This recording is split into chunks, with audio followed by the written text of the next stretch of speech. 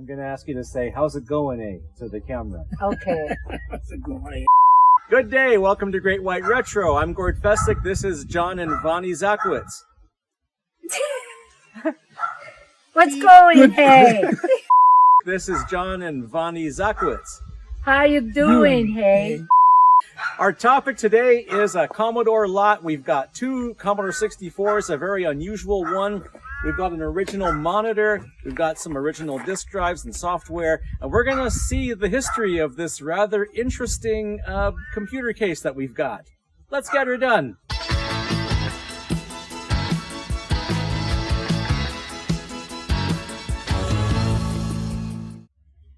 And here, there's something you don't see every day.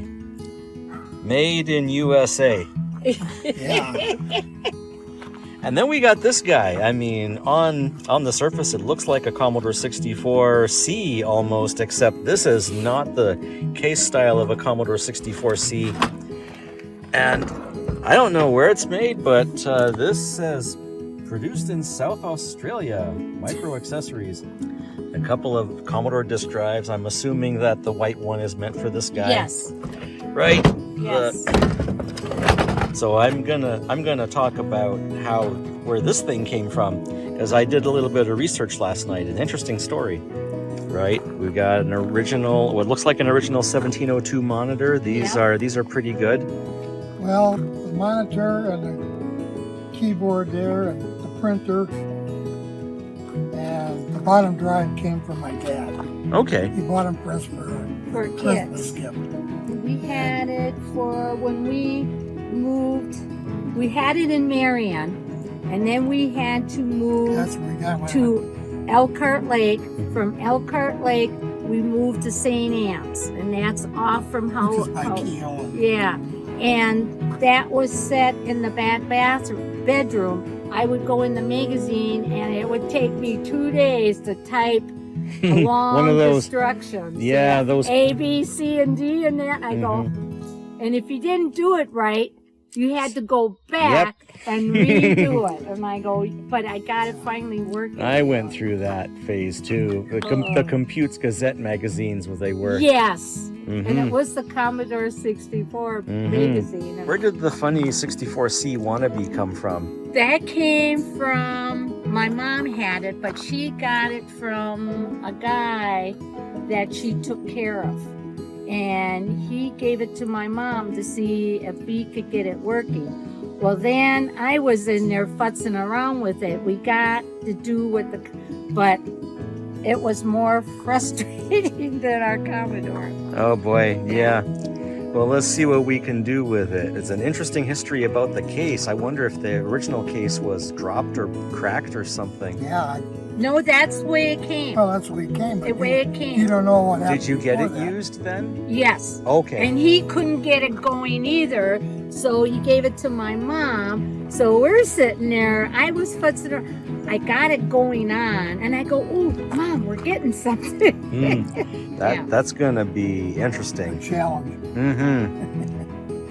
So after a nice interview with these guys, I load up all this kit, and I gently place that monitor up front. So $100 and something later, and I now have a Commodore 64 problem.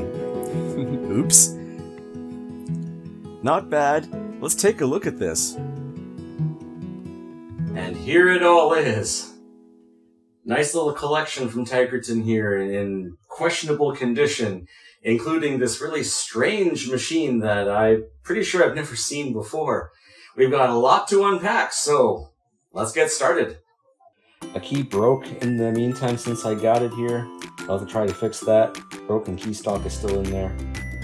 I never thought it would be possible for a 64 to be both browned and faded at the same time. This is going to be an interesting challenge to get to the factory color. Also faded are the badges on a lot of these devices. This 1702 monitor, something I never thought I would find intact. And I'm not even sure I want to power this on without a careful inspection. And then we have this thing. Now this case style does look like it could be a Commodore 64C, except a real Commodore 64C looks nothing like this. The vent holes are different. The keycaps are different. The location of the power LED is different. The depth seems about right. It seems maybe a little bit taller, but this is not a 64C. It says here, produced in South Australia. Micro accessories of South Australia, Adelaide Injection Molders, Peter Barker Tooling. And I was able to get some information on this thing. My understanding is the South Australian case came from Micro Accessories as a response to the 64C not being introduced into Australia. A cursory search makes references to a Slimline branded case sold in the United States, which actually was the same case as this. I couldn't find much more though. I did see another one of these things at VCF Midwest, which surprised me a lot. I'm not going to show it on camera because the footage came out very out of focus, but the contents of this case had pretty much a Breadbin C64 with a 14 MHz clock crystal. Basically, it was an NTSC Commodore 64 inside this fancy case. There are references to something called DDoS or Dolphin DOS, but that was not a Micro Accessories product. That's actually a German product. I guess Dolphin DOS was kind of a precursor to Jiffy DOS that we use today when we're retrofitting these machines.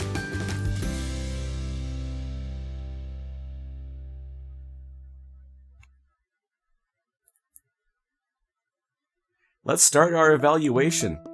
This poor Breadbin 64 doesn't even have its original case screws.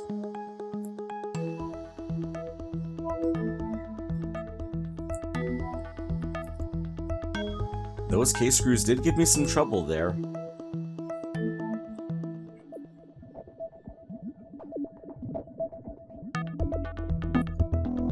I'm gonna try to get replacement case screws for this machine. But we take a look inside. It's just your standard NTSC Commodore 64 Breadbin in here. There isn't even a separate RF shield over the VIC-2 chip. I was surprised to see that.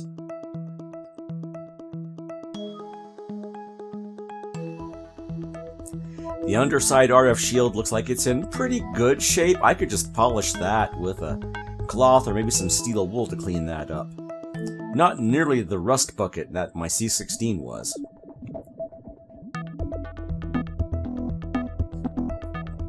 But yeah, I'm gonna have to try to find the original case screws or maybe some facsimiles.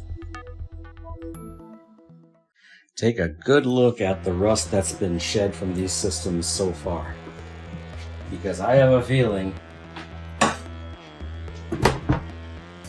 it's going to be nothing compared to what's going to come out of this printer. Oh.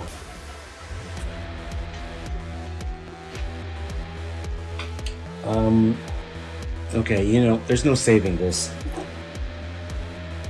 The roller is completely seized.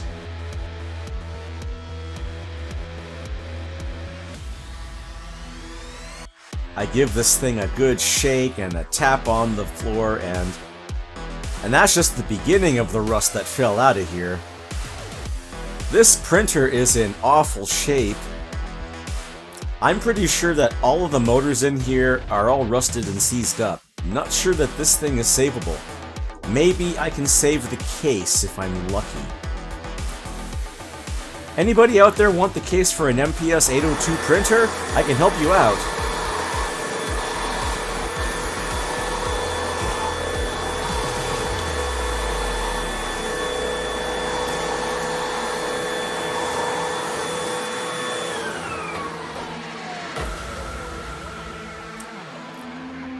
This original 1541 disk drive is in a little better shape. I was able to get this opened up. If there was any surface rust, I didn't notice it. So this wasn't bad. Let's take a proper look inside. This was like the second 1541. The first one being the VIC 1541 in the VIC 20 style casing. But yeah, you know, aside from some dirt, this looks pretty good, you know, all things considered.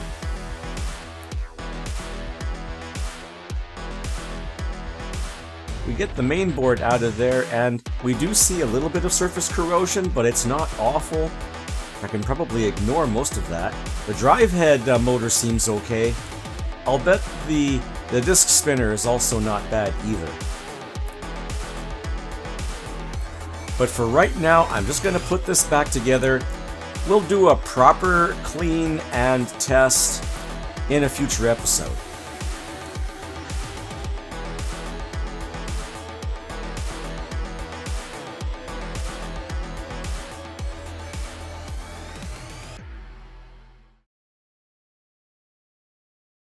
There we go.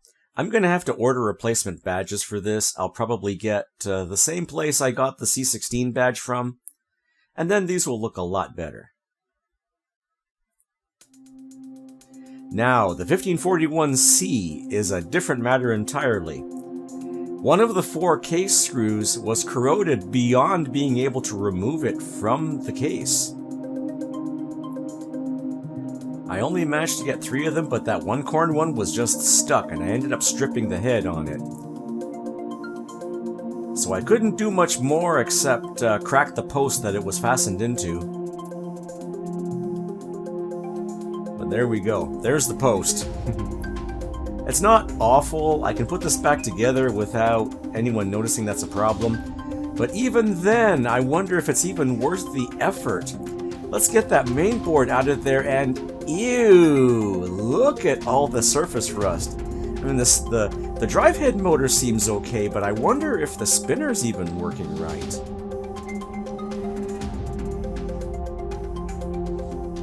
Yuck.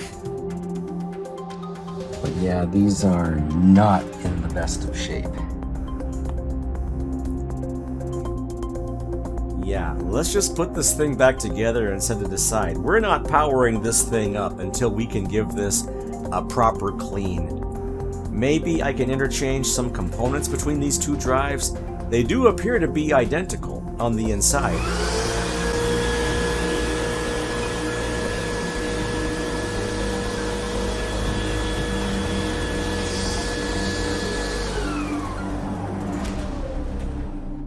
Books and more books and more books. A paper tray for that dead printer. Yeah, I am not touching either of these power bricks.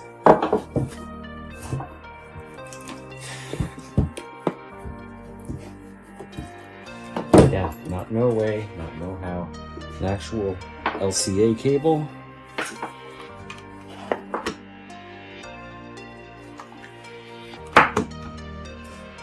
Or at least a serial cable.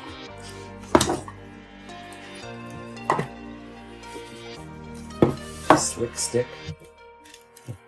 Another one of these yellow button things. A disgusting serial cable. That's probably from that 1541C. Now this is interesting. Super Graphics by Zychowicz. This supposedly lets me hook up a standard parallel printer to a Commodore IEC serial port, and there are multiple printer modes on here and multiple emulations.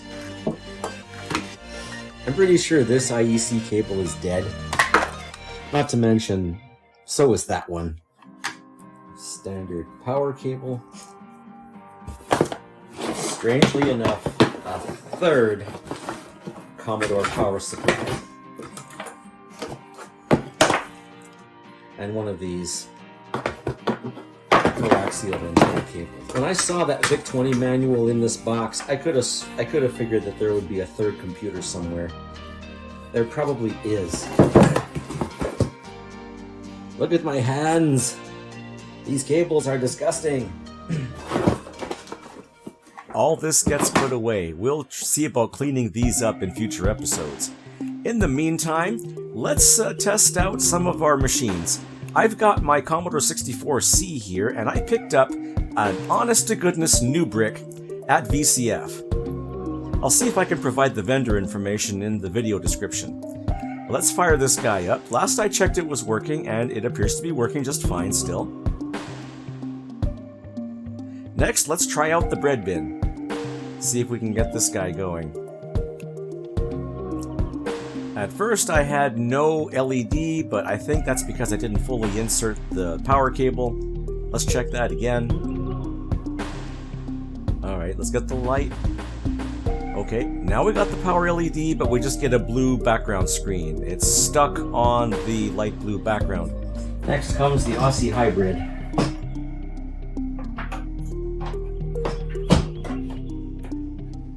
Oh, white screen. Complete. Oh, that's different. Wait. Is that supposed to happen? Let's try that again.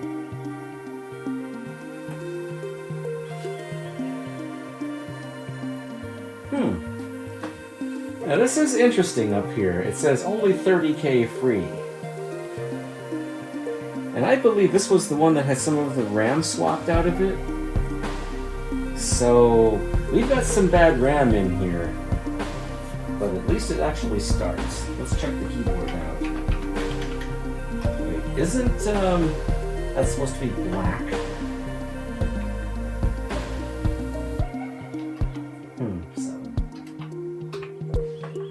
Okay, that's different. Okay. So some of our upper RAM is bad. But the system at least starts. That's actually a pretty simple thing to start troubleshooting from.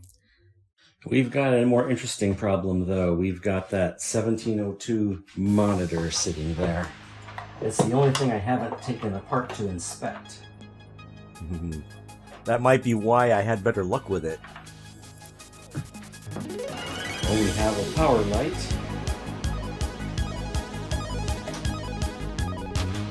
Oh, we have a raster. Okay. That's encouraging.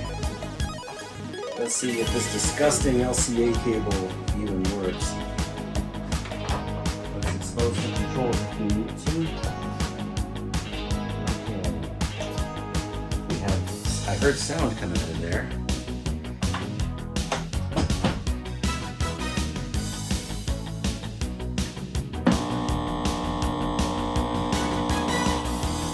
Oh.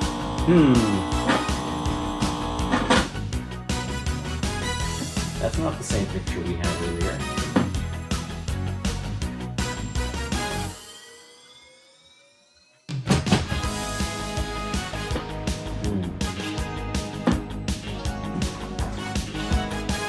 We'll go back to our 64C for this.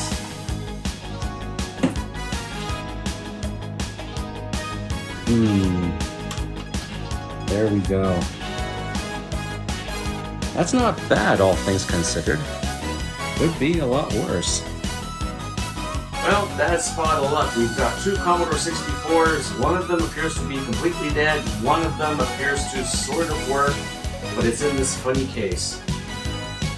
I don't even know if I'll have time to work on this. I've got a bunch of other machines lined up for Collectorabilia coming up. And I do have that 64C, so I'm not lacking in Commodore 64 gear to show off for the show. We'll see what we can do with these in a future episode. Until then, good day.